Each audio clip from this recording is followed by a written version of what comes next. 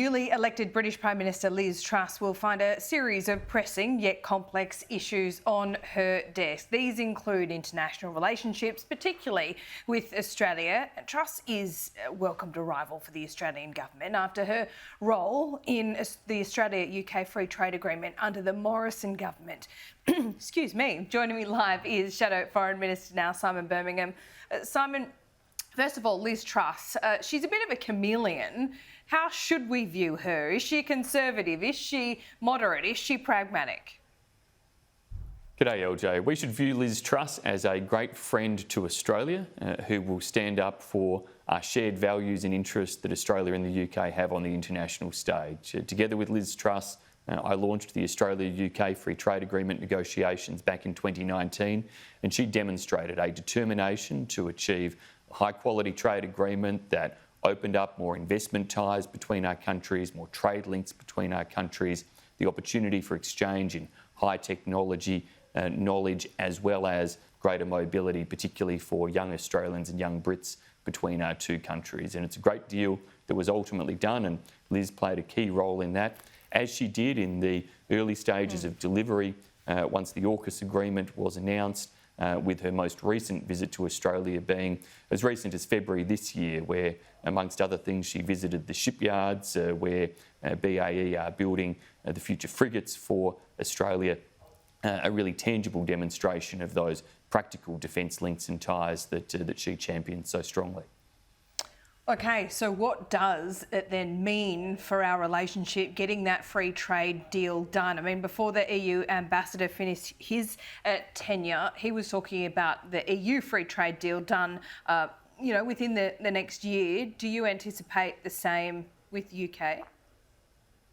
Well, the UK deal is done, signed, and just requires now delivery by both governments. So I urge the Albanese government to expedite the processes to bring legislation to the Australian Parliament this year so that we've held up our end of the bargain and that we can apply maximum pressure on the UK to do likewise. It's far better for exporters if this deal comes into effect this calendar year, and that provides an extra year's worth of benefits in terms of how the deal works in providing the reduction of tariffs, the reduction or growth in quotas or elimination of quotas in a range of areas, and the other benefits that are there. But of course, we'll see with Liz far greater benefits as she engages with Australia cooperatively in international relations. She has been resolute in leading much of the world opinion against Russia's invasion of Ukraine, in leading the defence of the international rules and norms that are meant to protect countries from that type of illegal act that Russia's engaged in. And I think we can expect to see that Liz will want to lead a government that, though it has many domestic priorities to get on with, will also be a very strong interlocutor in international affairs, and doing so in a way that aligns very much with Australia's international interests.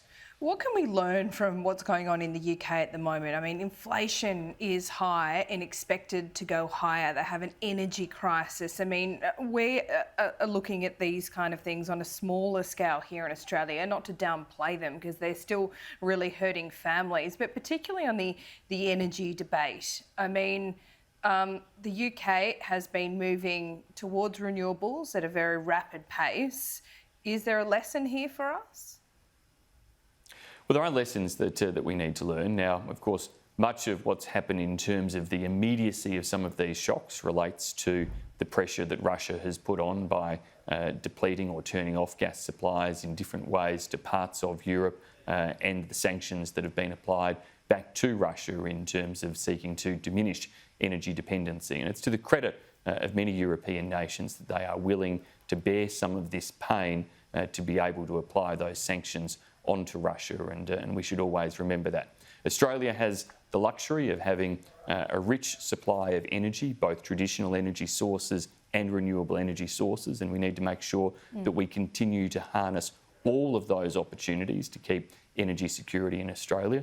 Our challenges are real, but when you compare them against 10% inflation in the UK, 80% increases, 80% increases in energy prices, it puts in some perspective where we are at. But nonetheless, I know many Australian households today will see the Reserve Bank probably increase interest rates again and be wanting to know what the new Labor government in Australia has in store to help them with the real cost of living pressures that Australians are feeling too. Nice pivot. I'll ask you this one final question. Does Liz Truss have our back when it comes to China?